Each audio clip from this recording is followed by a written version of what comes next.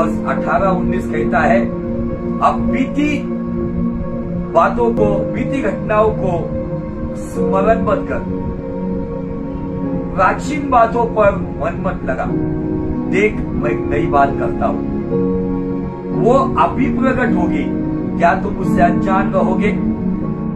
तुम्हारे जंगल में सड़क और आपके रेगिस्तान में नदियों को मैं बहाऊंगा। तो इस समय में हम केवल वचन की ओर ध्यान लगाएंगे। जब हम आपको अनाउंस करेंगे कि प्रार्थना विनती भेजो, तभी आप आपकी प्रेयर रिक्वेस्ट भेजना शुरू करो। ये समय है वचन का, क्योंकि आपका कुछ लिखकर आएगा, वचन से हमारा ध्यान उधर भटक जाएगा। इसलिए ये रूल्स समझ लो। जब आपको अनाउंस किया जाएगा, जब आपल्याला सांगण्यात येईल की तुमच्या प्रार्थना विनंत्या पाठवा, त्यावेळेला तुम्ही प्रार्थना विनंत्या पाठवा, पण यावेळेला वचनाकडे लक्ष द्या। भले कमेंट नाही केलं तरी चालत, वचनाकडे कान लावा। नीतिवचन 16 सांगतं, जो देवाच्या वचनाकडे लक्ष लावतो, लक्ष पुरवतो, त्याचं कल्याण होतं। नीतिवचन 16 कहता है, जो कोई परमेश्वर के वचन की ओर अपना ध्यान लगाता है वो अपना कल्याण पाता है। तो हम आइज़ाया 43:18 और 19, यशायाह 43:18-19 के अनुसार परमेश्वर दो बातें कहता है।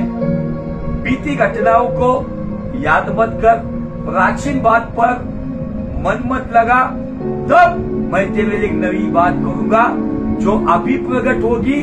तू उसे अनजान नहीं रहेगा। जिस जंगल में तू भटक रहा है या भटक रही है, वो जंगल में मैं खुद तेरे लिए एक रास्ता बनाऊंगा, एक सड़क बनाऊंगा। और जिस रेगिस्तान में तू मारा फिर रहा है या तू मारी फिर रही है, पूरी तरह से थक गई है या थक गया है, पूरी तरह से एकदम निराश हो गए हो, उस रेगिस्तान में प्यासे हो, उस रेगिस्तान में मैं नदियों को बहाऊंगा। ये प्रोफेटिकली क्या साउंड करता है? आपके जीवन में जो भी घटनाएं घटी है, किसी की मृत्यु हो, आपका नुकसान हो, आपके जीवन में जो भी परिस्थिति हो, इन सभी बातों को आपको भुलाकर एक नई शुरुआत करनी हो। जो बीत गया वो बीत गया। प्राचीन जो बातें हैं, पुरानी बातें हैं, आपके अंदर किसी के प्रति अक्षमाएं निकाल दो। बिटरनेस जिसे कहा जाता है, कड़वाहट निकाल दो। तब जाके परमेश्वर कहता है, मैं नई बात करता हूँ। वो नई बात आपको फाइनेंशियल क्षेत्र में चाहिए तो वहां पर प्रकट होगी, फिजिकली चाहिए तो फिजिकली चंगाई के क्षेत्र में आएगी, फैमिली में चाहिए तो फैमिली में एक पीस और एक जॉय आएगा। आपके मन में चाहिए, मेंटली आप डिस्टर्ब हो, वहां पे भी एक शांति का अनुग्रह रहेगा। अगर आपके आत्मिक जीवन में गड़बड़ी है, वहां पर भी एक नया अभिषेक आएगा। प्रभु निश्चित नया रास्ता तैयार करेगा, लेकिन उसके लिए टर्म्स एंड कंडीशन अप्लाई। बीती बातों को भुला दो, प्राचीन बातों पर मन मत लगाओ। पास्ट को रिपेयर करने की कोशिश में वर्तमान को वेस्ट मत करो। वर्तमान वेस्ट हो जाएगा तो फ्यूचर डार्कनेस में चला जाएगा, अंधकार में। तो छोड़ दो उन बातों को।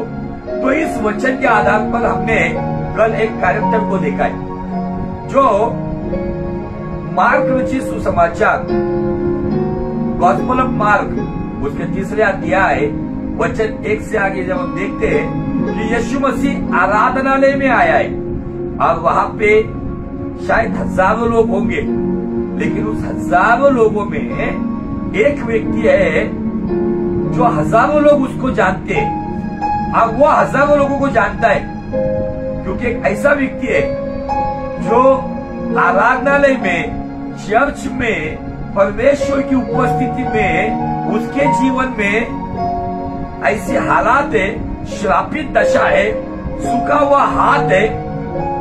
इन हालातों में वो दोष देते हुए घर में बैठा है, वो यहाँ वहां नहीं भटक रहा है, लेकिन उन परिस्थितियों में परमेश्वर के भक्ति के दिन, वो सबत के दिन आराधनालय में बैठा है। लेकिन उसकी बैठने की जगह मैंने कल बताया कि वो बहुत पीछे बैठा हुआ था। क्यों बैठा होगा पीछे? हो जिस दिन उसको ये बीमारी शुरू हुई,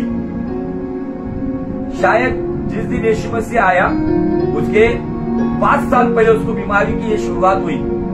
शायद वो पहली लाइन पे बैठने वाला व्यक्ति होगा, लेकिन उसका हाथ जो सूखा हुआ था वो सूखने के पहले शायद पहले उसके अंदर इन्फेक्शन आया होगा, उसके अंदर एक बदबू आती होगी। जैसे बीमारी की शुरुआत हुई उसको पहली लाइन में से उसको दूसरी लाइन में इंसर्ट करके भेज दिया होगा और उसकी ओर एकदम घिन करते हुए उसके तरफ एकदम एक दुष्टता की या एकदम घिनौनी नजरों से उसको पीछे धकेल दिया होगा। ऐसे करते करते दूसरी लाइन से तीसरी लाइन, और ऐसे समझ लो कि वो 50वीं लाइन में बैठा था। लेकिन इस व्यक्ति में खासियत क्या है पता है? जब यीशु मसीह आया ना, यीशु मसीह को पता था यहाँ पर एक व्यक्ति है जिसको मुझे चंगाई देनी है, और यहाँ पे कुछ लोग षड्यंत्र बनाए हुए हैं कि सबत के दिन मैं इसको चंगाई करके इसको ठीक करता हूँ क्या नहीं, और मुझ पे दोष लगाने के लिए भी कुछ लोग बैठे हुए। वो सभा स्थान में उस आराधनालय में एक व्यक्ति है जो अपनी सूखी हुई हालात में भी खुदा की हुजूरी में आया है। कुछ लोग हैं यीशु पर दोष लगाने के लिए आए हैं, कुछ लोग हैं केवल पारंपरिक रीति से आराधना के लिए अंदर आए हुए। लेकिन यीशु जब वहां आया तब उसने वहां पर किसी प्रचारक को नहीं देखा, यीशु ने बड़े बड़े धनवानों को नहीं देखा, सूबेदारों को नहीं देखा, तो यीशु ने उस व्यक्ति को देखा जो उस आराधनालय का सबसे पुराना व्यक्ति होगा और सबसे बुरी दशा में था। जितना बड़ा प्रॉब्लम उतना प्रभु को अट्रैक्ट करता है, ये बात ध्यान में रखो। इसीलिए मैं हमेशा कहता हूँ लेट मिलेगा लेकिन बेस्ट मिलेगा। Hallelujah, praise the Lord. ये व्यक्ति मैं आपको बताना चाहता हूँ, ये व्यक्ति अपनी मायूसी में बैठा हुआ था, एक अपमानित दशा में, एक गिल्टी कॉन्शियस में बैठा हुआ था। पीछे था एक व्यक्ति, उसके चेहरे के ऊपर वो नूर चला गया था। अपनों के द्वारा ये चमत्कार कैसे हुआ? यीशु ने उसको छुआ नहीं, यीशु ने पहले उसको देखा। आपको स्टेप बाय स्टेप आज मैं लेकर जाना चाहता हूँ। आप आपके बाइबल में पढ़ सकते हो, पढ़ने में टाइम नहीं बिताएंगे। यीशु ने उसकी ओर देखा। जब यीशु देख रहा था ना, तब उसकी और यीशु की नजर हो गई। मुझे आपको बताना चाहता है कि क्या वो ब्लेसेड आइज, वो आशीषित आइज, यीशु के आइज, यीशु की आंखें उस व्यक्ति को देख रही थी। शायद उसकी आंखें लोगों के सामने शर्मिंदगी में झुकी हुई थी, लेकिन उस दिन उसने देखा कोई आया है जो मेरी ओर देख रहा है, लेकिन अपमानित दृष्टिकोण से नहीं, तो मुझे आंखों ही आंखों में ये संदेशा दे रहा है, आज तेरे जंगल में मैं सड़क बनाने वाला हूँ, आज तेरी सूखी हालात में मैं नदियों को बहाने वाला हूँ। आंखों ही आंखों में उसे संदेशा मिल गया कि ये व्यक्ति जो मेरी ओर देख रहा है ना, वो नफरत से नहीं देख रहा है, वो घृण करते हुए गुनाह से नहीं देख रहा है, तो वो चाहत से, बड़ी प्रेम से मुझे देख रहा है। और आंखों ही आंखों में उसे संदेश मिल गया कि आज मेरे जीवन में यशायाह 43:18-19 के अनुसार एक नई बात होने वाली है जो सारी दुनिया देखेगी। Hallelujah, praise the Lord. जैसे यीशु ने उसको देखा, शायद कुछ सेकंड वो नजर हुई, यीशु ने उसकी ओर देखकर कहा, ए खड़ा हो। यीशु ने उसको ये कहने के बाद, इसीलिए मैं हमेशा कहता हूँ वचन की ओर ध्यान लगाओ, वचन की ओर अपना ये कान नहीं, अपना आत्मिक कान, वचन की ओर अपनी आंखें खुली रखो। परमेश्वर उस आत्मिक आंखों को, आत्मिक कानों को खोलना चाहता है। उसने लेफ्ट राइट नहीं देखा है कि शायद मुझे बोल रहा है, क्योंकि मुझे तो इस सभा स्थान में कोई इतना प्रेम से नहीं बुलाता है, मुझे शापित कहते हैं, मुझे नाम रखते हैं, मुझे इंसल्ट करते हैं, मेरे चेहरे पे कोई देखता भी नहीं है, लेकिन ये मुझे ही बोल रहा है, इसलिए लेफ्ट राइट नहीं देखा। यीशु ने उसको कहा ना, या बीच में खड़ा हो। जब वो बीच में खड़ा होने के लिए आया ना, उसके पहले उसने क्या किया? उसने यीशु की ओर अपना पूरा कॉन्सेंट्रेट किया, पूरा ध्यान यीशु पे लगाया। दूसरी बात, जब यीशु ने कहा तो उसने कंफर्म ये विश्वास किया कि ये वाणी है। उसने गौर से सुना। हम लोग सुनते नहीं है, इसलिए हमारे जीवन में काम होता नहीं है। हम लोग ठीक से देखते नहीं है, इसलिए हम समझ नहीं पाते। ये चमत्कार कैसे हुआ? उसके पीछे विश्वास की कुछ क्रिया है। नंबर 1, उसने विश्वास से यीशु की ओर देखा। नंबर 2, उसने विश्वास से यीशु की ओर यीशु का सुना, और जब यीशु ने कहा बीच में खड़ा हो, तो उड़ते नहीं आया हो। बाइबल कहती है जब वो बीच में खड़ा होने के लिए आया तो वहां पर भले लिखित स्वरूप में नहीं है, लेकिन आखिरी लाइन जो थी वहां से वो विश्वास से चलते आया। बाइबल कहता है हनोक परमेश्वर के साथ 300 साल विश्वास से चला।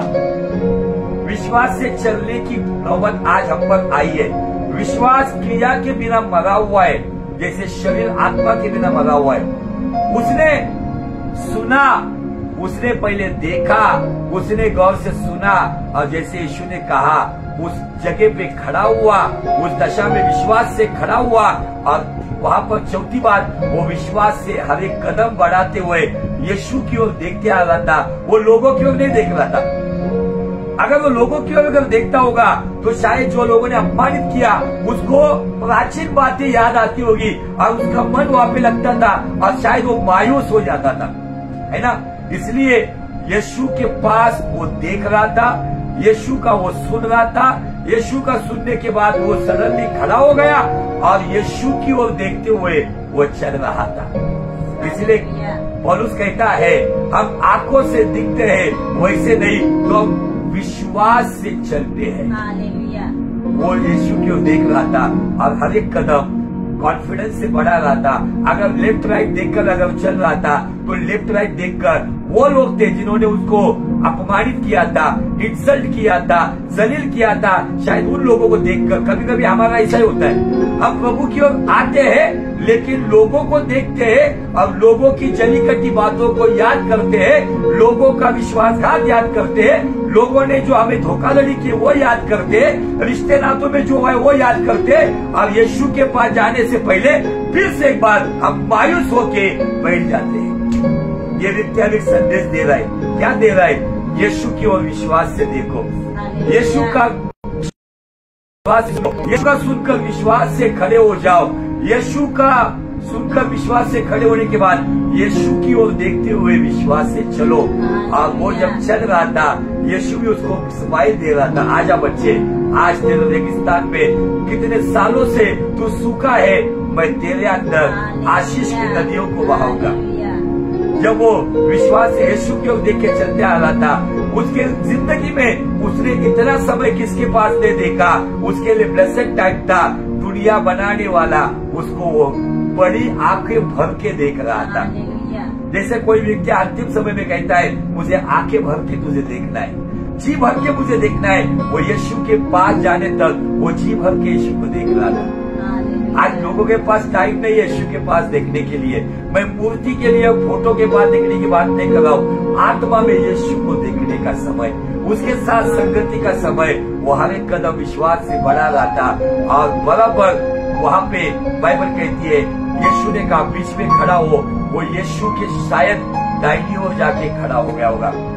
सारा आराधनालय वहां देख रहा था, अरे देखो ये शापित व्यक्ति है, ये सबसे पीछे बैठने वाला है, ये सूखे हाथ वाला है, देखो इसके हाथ की मांसपेशियां सूख गई है, इसके नस सारे सूख गए हुए, इसकी हड्डियां सूख गई है, देखो ये आज सामने आया है, सालों से पीछे था, आपका समय आ गया है। बीच में विश्वास से खड़े हो जा मेरे बहन, बीच में विश्वास से खड़े हो जा मेरे भाई। सारी बातों को छोड़ दो, अपने गिल्ट कॉन्शियस को छोड़ दो, सारी नेगेटिव बातों को छोड़ दो। अब यीशु कहता है बीच में आ जा। हालेलुया। यीशु बीच में क्यों बुला रहा है पता है? दुनिया ने हमको ठुकराया है लेकिन यीशु ने हमको उठाया है। दुनिया ने ठुकराया था, मेरे यीशु ने मुझको उठाया है। दुनिया ने ठुकराया था लेकिन यीशु ने हमें उठाया है। हालेलुया। उसको चंगाई मिल गई, ये विश्वास से वो बीच में आ गया। उसके चेहरे पे ऐसा चेहरा झलक रहा था।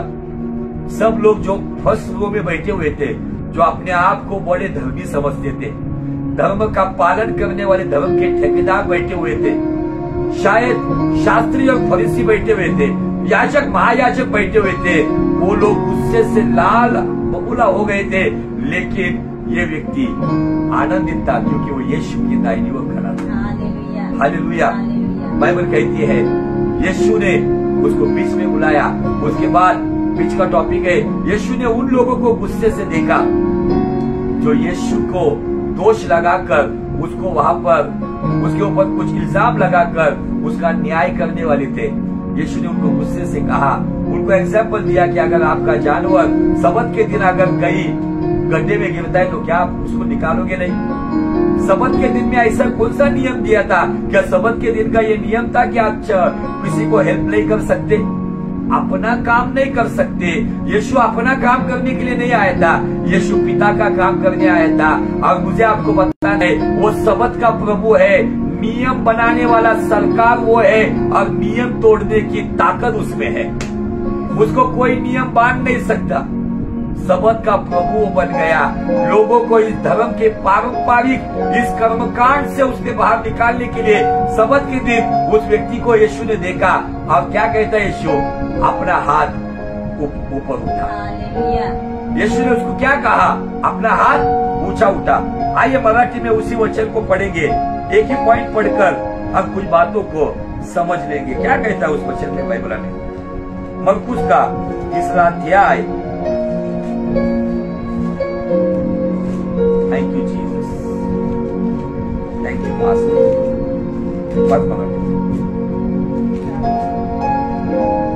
तिथं हात वर करायला लावला, तेवढंच वाचायचं। 5 वचन। मग त्याने त्याच्या मनाच्या कठीणपणामुळे उन लोगों के मन के कठोरता से यीशु उदास होकर खिन्न होऊन त्या सर्वांकडे रागाने पाहिले क्रोध से चारों ओर देखा व त्या माणसांना म्हटले, त्या माणसाला म्हटले, उस मनुष्य से कहा, हात लांब कर। अपना हात बढ़ा। त्याने हात लांब केला, उसने बढ़ाया आणि तो बरा झाला। अब उसका हाथ अच्छा हो गया। हालेलुया। अब यहाँ से आगे क्या करना है आपको? क्या समझना है आपको? जब यीशु मसीह ने उस सूखे हाथ वाले को कहा, क्या कहा? अपना हाथ बढ़ा। उसने ये नहीं बोला, उसे एक्सक्यूज नहीं दिया, प्रभु क्या मेरा मजाक कर रहे तू? प्रभु तू जानता नहीं ये हाथ काम नहीं करता।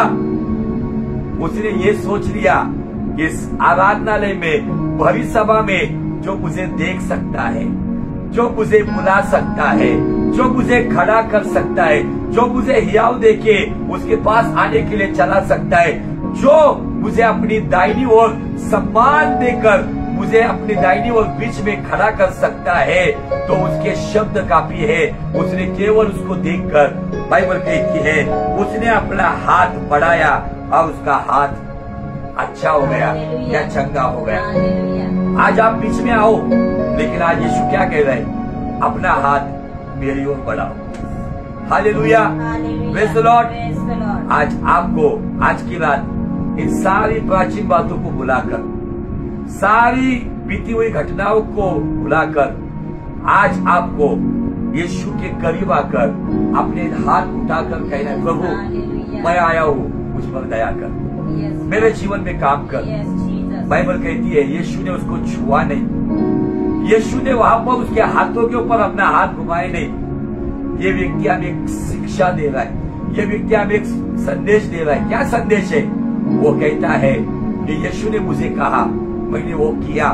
मैंने ये नहीं कहा कि मुझसे ये नहीं होगा।